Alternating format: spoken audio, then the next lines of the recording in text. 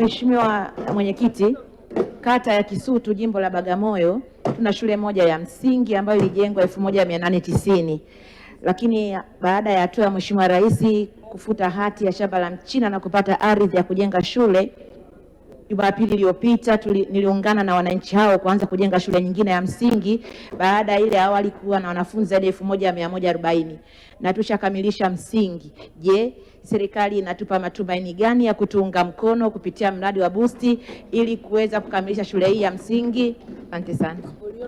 Majibu Mheshimiwa Naibu Waziri. Mheshimiwa Mwenyekiti, nimpongeze sana Mheshimiwa mbunge wa jimbo la Bagamoyo na amefuatilia mara kadhaa kuhusiana na mahitaji ya ujenzi wa shule mpya ya msingi katika eneo hilo. Nimhakikishie tu Mheshimiwa mbunge kwamba hiyo ndio dhamira ya serikali na ndio mipango ya serikali.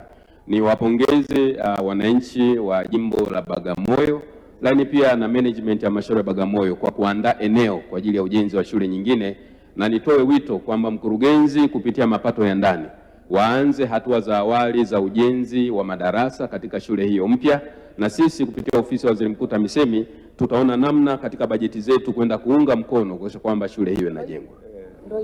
Mheshimiwa Florent Kiombo, swali la